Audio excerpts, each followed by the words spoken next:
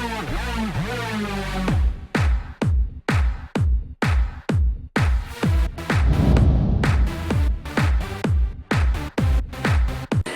out to everybody out there on White Street. You already know what it is. Salute to everybody.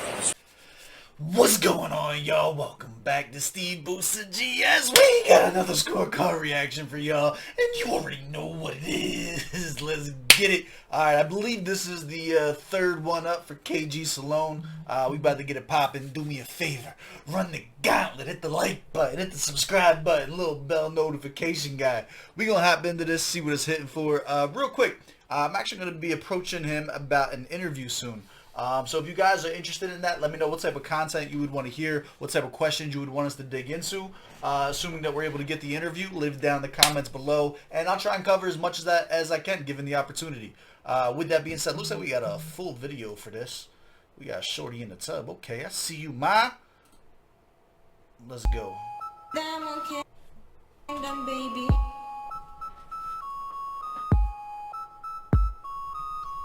It's Bash on the beat. I'm a bad girl, you are not. I'm a bad girl, you are not. I'm a bad girl, you are not. No. Right from the beginning, I'm on the ceiling. I go making trigger, making sure I put them feeling. Now me not twinning it, they give me bit of killing it. Now me not the dick, but earn a cock on the building. This a girl harder than. Alright, so we got a little, what is it, like a little reggaeton slash dance hall vibes going. Not what I was expecting. Let's bring it back. Now we know what we're here for. This is definitely going to be more of your commercial type hits, kind of like, you know, your club music and shit like that. Now we know what we're in for. Let's bring it back. Let's bring it back. Baby. Okay. It's back. Something to point out is definitely Range Then, right? Because this is going to be nothing like the previous that we've heard from him. We've had a conscious track. We've had one that was a mixture between bars and storytelling. And now we got commercial music too.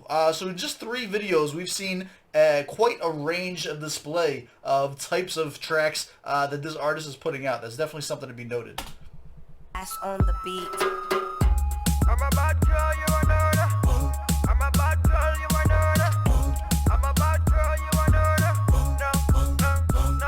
Right from the beginning, I'm on the ceiling. I go making trigger, making sure I put them feeling. Now me not the twinning it, they give me bit of killing it. Now me not the dick, but earn a cock on the building. This a girl harder than. Now me not the Taliban, make you catch cold like a wind from a Armatan. Memish better than Tinini, Tananan.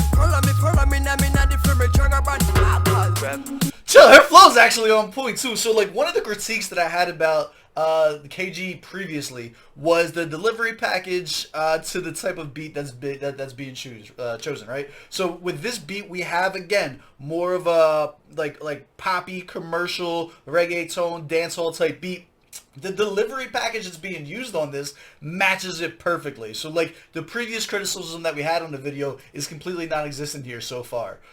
It definitely has the high energy, move your hips, not me because I can't really dance like that, but in general, you know what I mean, type vibes to it. Yeah, so we're already seeing improvements there. This is dope. Follow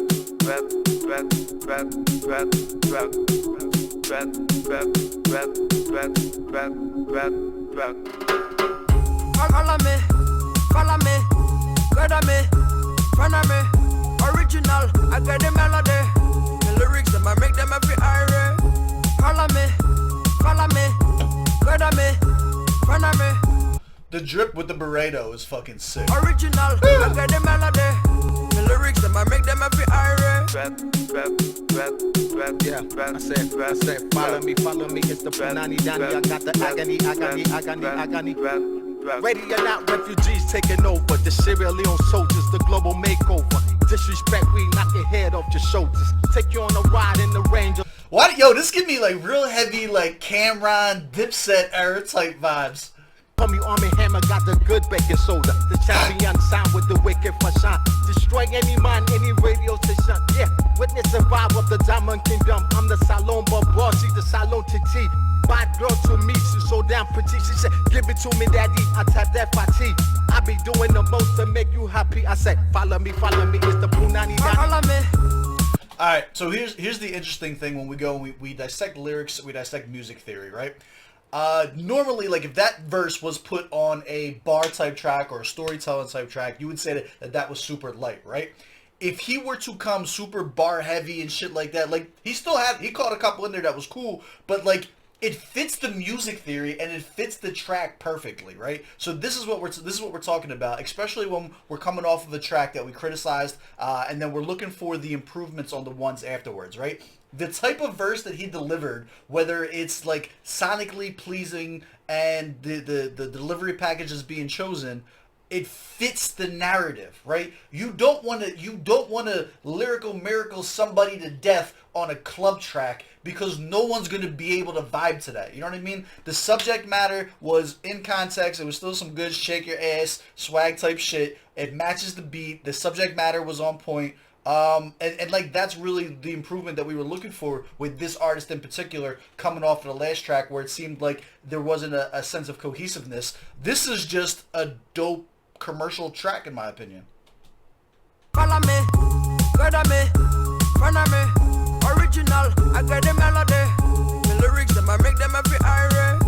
Follow me, good on me, front of me, original, I get the melody. The lyrics, them I make them every irate. Yo, she might have ate him on this though. Who is this? Memish B? Cause she's the whole vibe on this. You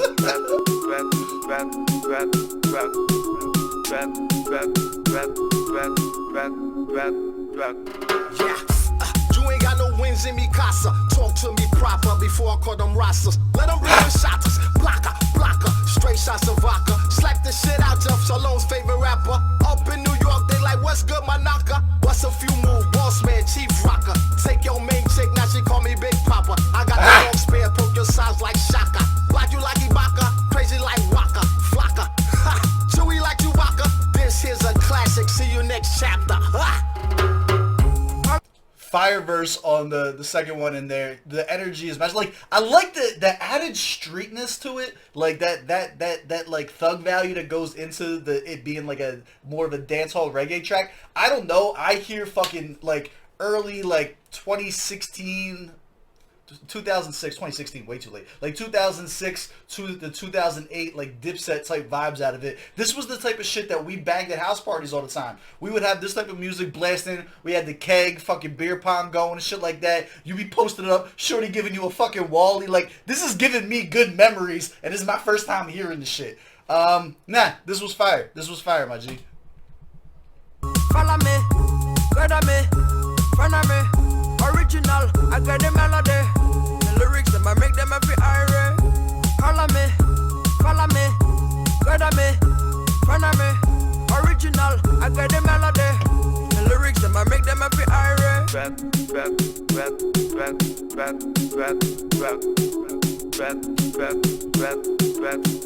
It's Bash on the beat.